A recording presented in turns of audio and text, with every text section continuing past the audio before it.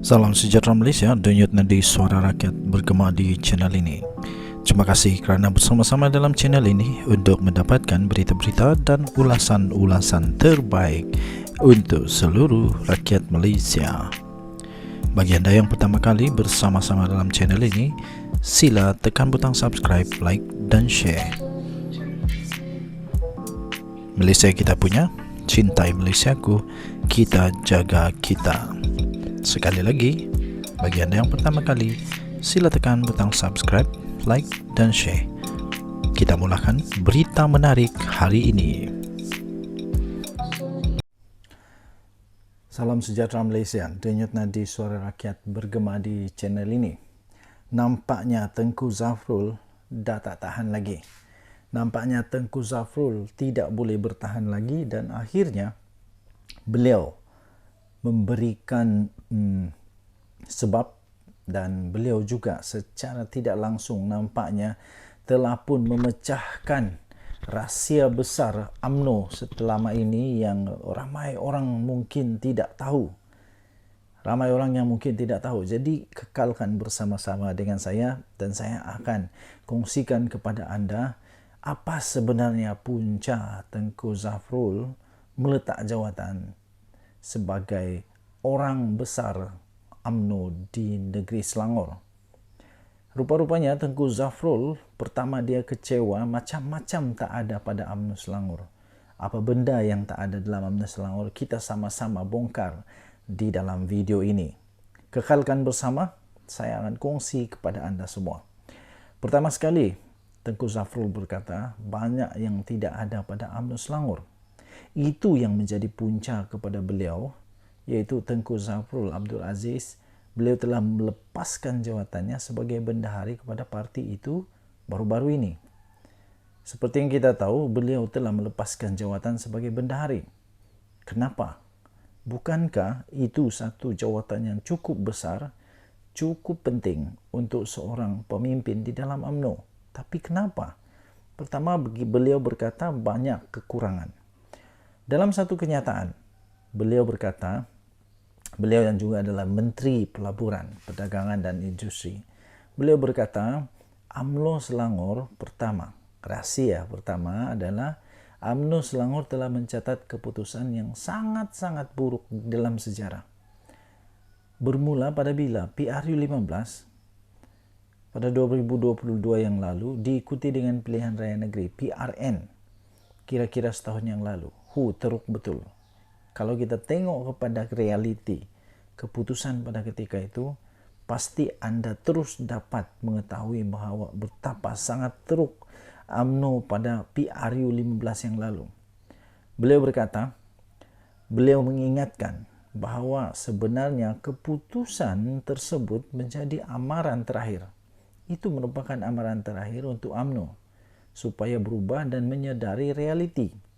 Sekarang ini sudah 8 bulan selepas PRN, tapi masih belum ada apa-apa yang dilakukan menurut beliau. Postmortem pun tak ada. Postmortem mendalam, adakah? Beliau kata tak ada. Kemudian apa lagi?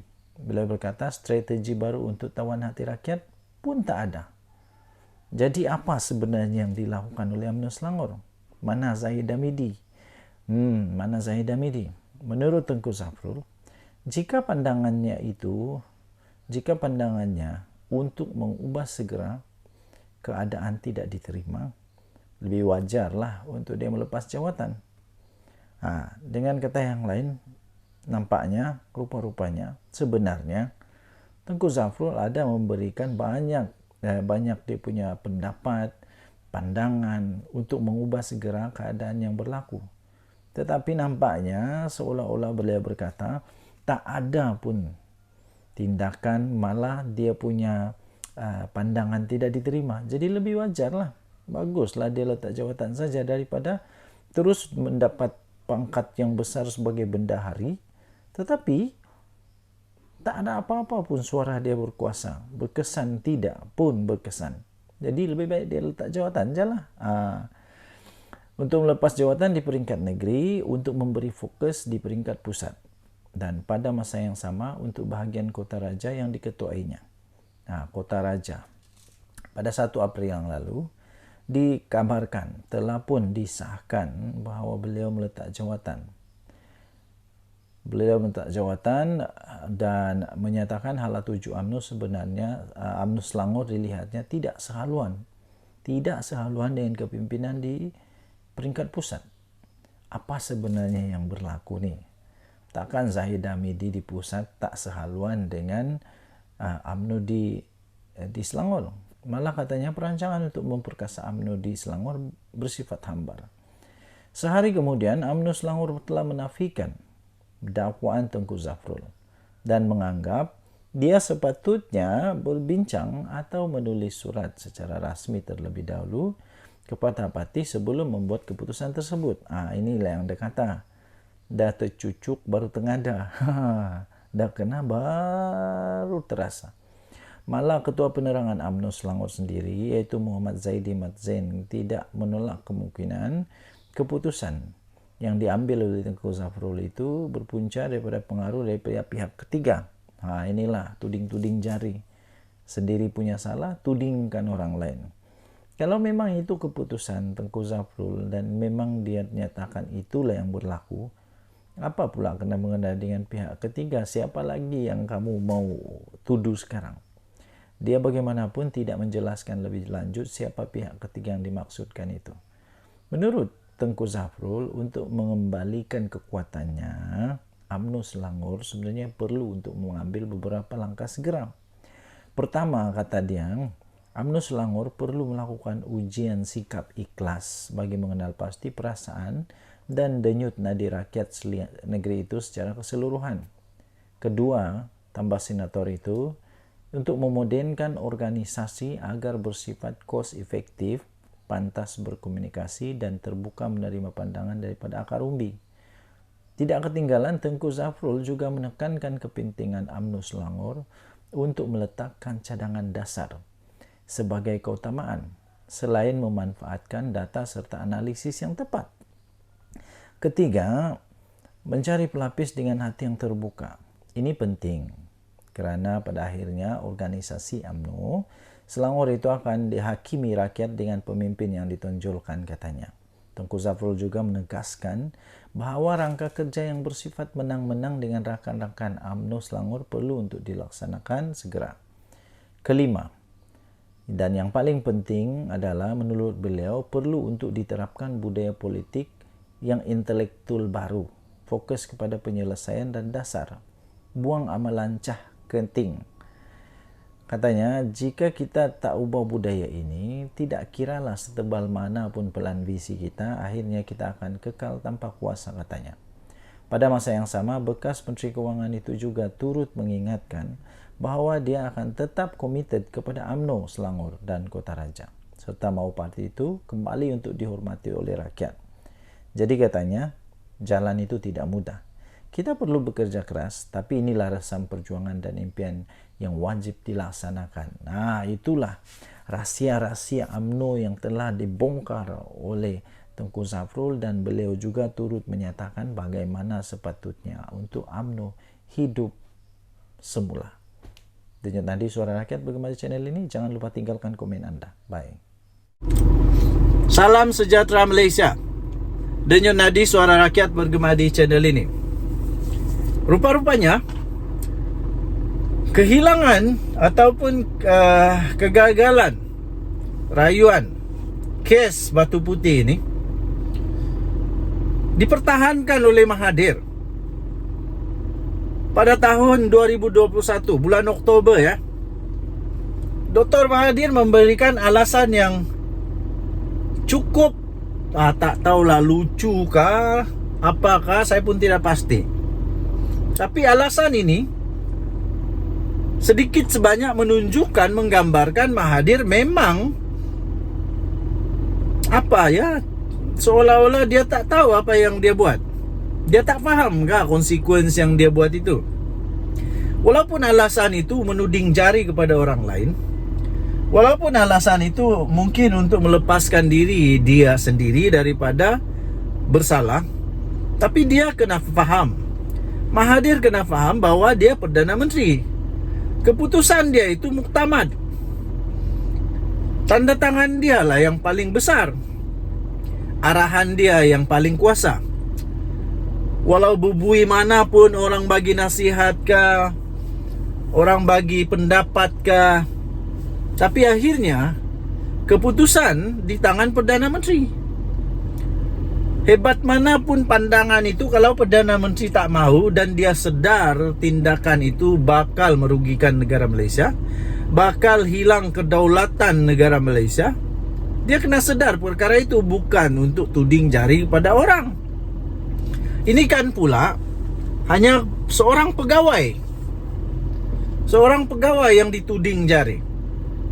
Menurut laporan daripada BH Online hari ini, pada Oktober 2021, Dr. Mahathir mempertahan tindakannya menarik balik permohonan semakan dan pentafsiran penghakiman Batu Putih pada tahun 2018 itu, kerana menurut dia ia dibuat atas nasihat pegawai. Pegawai bukan menteri. Ini pegawai bukan menteri, bukan juga sultan kah, agung kah, bukan. Jauh sekali. Ini seorang pegawai sahaja, bukan kita nak rendah-rendahkan pegawai, tidak. Tetapi sepatutnya yang paling penting, beliau Perdana Menteri harus mendapat perkenan daripada sultan, agung, peguam negara. Apa yang terjadi waktu itu? Menurut Apandi, yang baru saja disahkan sebentar tadi, Apandi berkata dia sahkan bahawa Mahathir tidak merujuk kepada dia. Yang paling teruk lagi, dia diberikan cuti paksa menurut Apandi. Cuti paksa, garden leave, selama berapa hari? Dia kata 30 hari kot. 30 hari. Dan waktu itulah semuanya berlaku, termasuklah Apandi digugurkan daripada jawatan. Jadi bukan alasan yang baik untuk menyatakan bahawa dia buat keputusan itu kerana nasihat pegawai yang dilantik oleh Muhammad Apandi selaku peguam negara. Dia tidak boleh buat keputusan hanya berdasarkan kepada nasihat pegawai. Akhirnya keputusan bukan kepada pegawai. Tanda tangan pegawai tak besar mana pun keputusan kuasa dia. Tanda tangan Mahathir, arahan Mahathir, dan keputusan daripada Mahathir yang dinyatakan oleh Menteri Undang-Undang sekarang, Menteri Undang-Undang sekarang Azalina Osman. Beliau berkata peguam negara diberi cuti 4 hari, iaitu garden leave, dipaksa cuti. Tidak ada siapa yang tahu. Kemudian keputusan dibuat sembunyi-sembunyi. Tahu tak apa itu sembunyi-sembunyi? Maknanya memang tak ikut lunas undang-undang kot. Mungkin sembunyi-sembunyi, perkataan sembunyi-sembunyi ini memang besar maksud dia, mendalam maksud dia. Seolah-olah ada sesuatu yang tak beres, terpaksa buat sembunyi-sembunyi. Kalau benda ni betul, benda ni sah, benda ni menguntungkan negara Malaysia, patutlah harus bukan sembunyi-sembunyi, malah diberitahu. Dan paling seronok lagi, tidak seorang pun yang menggembar-gemburkan isu ini yang mengaitkan dengan soal kehilangan kedaulatan, kata Azalina. Kenapa agaknya? Mungkinkah kerana takut akan terjadi Anwar 2.0? Kita tahu Datuk Seri Anwar Ibrahim pernah lawan Mahathir. Setelah dia lawan Mahathir, apa yang terjadi kepada dia? Semua orang tahulah. Semua orang tahulah apa yang jadi dekat Perdana Menteri kita ini, Datuk Seri Anwar Ibrahim. Kenapa tidak digembar-gemburkan? Ini kehilangan kedaulatan negara. Sekarang ada masalah akan timbul pastinya. Selepas ini yang kita risau adalah beberapa perkara lagi yang boleh terkait dengan keputusan yang Mahathir buat ini. Terutamanya tentang dua lagi yang sedang kita fight sekarang ini, yang terkait dengan kedaulatan negara juga, yaitu berkaitan dengan kedaulatan Batu Putih, Batuan Tengah, dan Tubir Selatan. Mungkin ramai yang tidak tahu, Batu Putih ini sebenarnya hampir sangat dekat dengan Malaysia dibandingkan dengan Singapura. Tapi Singapura yang dapat. Sebab itu negara Malaysia membuat rayuan. Negara Malaysia buat rayuan, tapi menurut apa yang dilaporkan oleh BH online ini, bharian.com.my ini, bertarik hari ini 3 April 2024. Tajuk dia, Apandi sahkan tidak dirujuk batal rayuan isu Batu Putih. Menurut laporan ini, pada ketika itu Tun Mahathir menjadi Perdana Menteri, dan ketika itulah kerajaan menarik balik permohonan untuk membatalkan keputusan Mahkamah Keadilan Antarabangsa ICJ untuk menganugerahkan Batu Putih kepada Singapura 6 tahun lalu. Beliau juga mengesahkan apa yang didedahkan Menteri di Jabatan Perdana Menteri Azalina Osman di Dewan Negara adalah benar.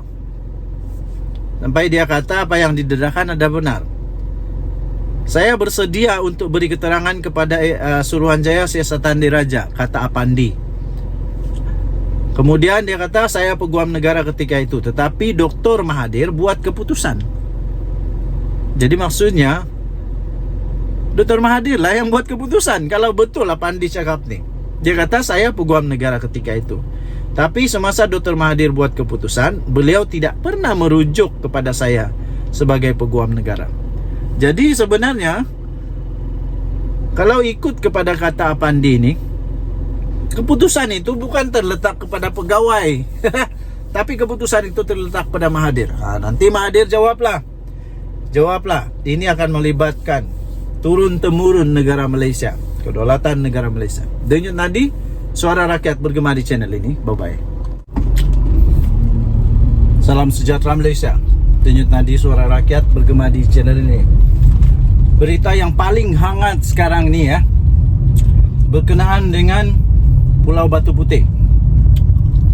Persoalannya, siapakah yang bertanggung jawab di dalam menggugurkan rayuan, menarik balik dan tidak membuat rayuan lagi untuk Pulau Batu Putih yang sepatutnya berpeluang untuk Malaysia dapat. Sampai agung sekarang, yaitu Sultan Ibrahim, Baginda murka dengan keadaan itu, kerana tidak ada minta mana-mana nasihat. Menurut Baginda, tiba-tiba saja keputusan itu dibuat. Malah peguam negara pada waktu itu juga dikatakan tidak ditanya, tidak dirujuk untuk batalkan rayuan itu. Dan ini pengesahan daripada peguam negara pada ketika itu, Apandi. Apandi sendiri mengesahkan bahawa beliau tidak dirujuk di dalam pembatalan rayuan isu Batu Putih. Habislah. Sekali lagi, siapa yang bertanggung jawab pada kes ini? Dan mengingat semula kepada ucapan Sultan Ibrahim pada ketika itu, Baginda mahu supaya orang itu diambil tindakan. Kemudian Menteri Besar Johor juga mengatakan bahawa khianat negara ini perlu diambil tindakan tegas. Siapa dia? Kita tunggulah nanti siapa dia. RCI sudah dibuat. Manakala Azalina Osman Said juga turut memberikan kenyataan bahawa walaupun dia bekas Perdana Menteri, kalau dia tidak mau datang beri kerjasama untuk RCI, dia boleh dipenjara, ditangkap. Jadi ini berita, Apandi sahkan tidak dirujuk, batal rayuan isu Batu Putih. Kenapa? Dikatakan juga peguam negara waktu itu diberi cuti pula tu, dicutikan. Bekas peguam negara Tan Sri Muhammad Apandi Ali mengesahkan bahawa beliau tidak dirujuk oleh Tun Dr. Mahathir Mohamad. Ni kali ini disebut pula nama dia. Saya hanya kongsi saja. Tidak dirujuk oleh Tun Dr. Mahathir Mohamad ketika kerajaan mengambil keputusan untuk menarik balik permohonan membatalkan keputusan Mahkamah Keadilan Antarabangsa atau ICJ yang menganugerahkan Batu Putih kepada Singapura 6 tahun yang lalu. Beliau juga mengesahkan apa yang didedahkan oleh Menteri di Jabatan Perdana Menteri Undang-Undang dan Reformasi Institusi, iaitu Datuk Seri Azalina Osman Said, di Dewan Negara kemarin berhubung isu Batu Putih adalah benar.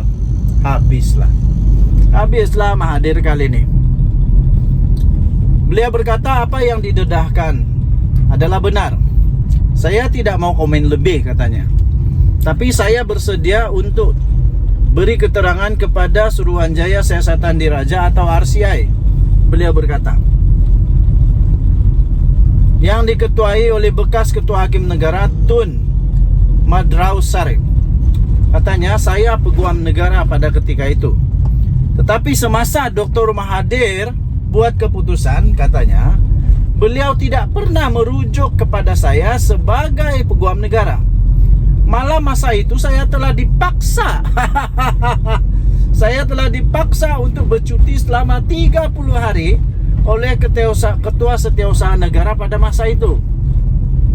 Tambahnya, semasa saya berada dalam garden leave itu, perkhidmatan saya ditamatkan sebelum tamat pun tempoh bercuti, katanya kepada BH semalam.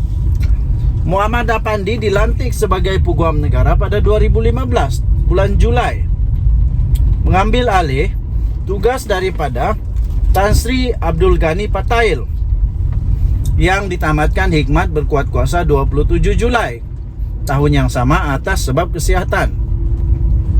Hikmat Muhammad Apandi bagaimanapun ditamatkan kerajaan pada Jun 2018. Peguam negara baru menggantikan beliau ialah peguam yang terkemuka, yaitu Tan Sri Tommy Thomas, yang dicadangkan sendiri oleh Tun Mahathir, yaitu beliau menjadi Perdana Menteri pada ketika itu.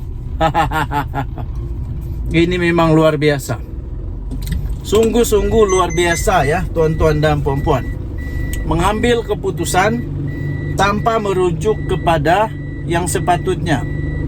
Peguam negara tidak dirujuk, malah dipaksa untuk bercuti. Kenapa ya? Sampai sekarang persoalan itu masih bermain di fikiran saya. Kenapa? Kenapa peguam negara dicutikan? Lepas itu tang-tang juga tup-tap tiba-tiba kita terkejut kerana digugurkan sudah. Kemarin Azalina ketika menggulung perbahasan di Dewan Negara menyatakan Perdana Menteri yang membuat keputusan secara sembunyi itu adalah individu yang bertanggung jawab. Yang bertanggung jawab menyebabkan Malaysia kehilangan Batu Putih dalam proses rayuan di Mahkamah Antarabangsa. Kata menteri itu lagi, Zalina Osman lah, Perdana Menteri ketika itu membuat keputusan secara bersendirian, tanpa sesiapa mengetahuinya, termasuklah peguam negara yang telah dicutikan ketika itu. Beliau berkata peguam negara cuti 4 hari garden leave, dipaksa cuti, tidak ada siapa yang tahu. Keputusan dibuat secara sembunyi-sembunyi menyebabkan kita telah kehilangan Batu Putih yang dalam proses rayuan antarabangsa, dan tidak seorang pun menggembar-gemburkan isu ini dan mengaitkan dengan soal kehilangan kedaulatan, kata Azalina. Beliau menambah perkara itu sudah pun disiasat oleh pasukan petugas SAS dan Dr. Mahathir dipanggil untuk memberi keterangan. Tetapi Mahathir tidak mau hadir, tidak hadir. Kenapa tidak hadir? Katanya kini sudah ada Suruhanjaya Siasatan Diraja RCI. Beliau boleh dipanggil. Kalau dia tidak datang, tidak hadir, jika tidak hadir boleh ditangkap, kata Azalina. Kalau melibatkan hal-hal kedaulatan negara ini, bertegaslah. Sementara itu pegawai Tun Dr. Mahathir ketika dihubungi oleh BS semalam memaklumkan pada masa ini pejabat bekas Perdana Menteri berkenaan belum mempunyai reaksi berhubung perkara terbabit. Pada Oktober 2021, Mahathir mempertahankan tindakannya menarik balik permohonan semakan dan pentafsiran penghakiman Batu Putih pada 2018 kerana ia dibuat atas nasihat pegawai yang dilantik Muhammad Apandi selaku peguam negara pada ketika itu. Februari lalu yang di-Pertuan Agong, Sultan Ibrahim memperkenan penubuhan RCI untuk mengkaji pengendalian perkara berkaitan dengan kes kedaulatan Batu Putih, Batuan Tengah dan Tubir Selatan. Habislah Mahathir kali ini. Denyut nadi suara rakyat bergema di channel ini. Bye-bye.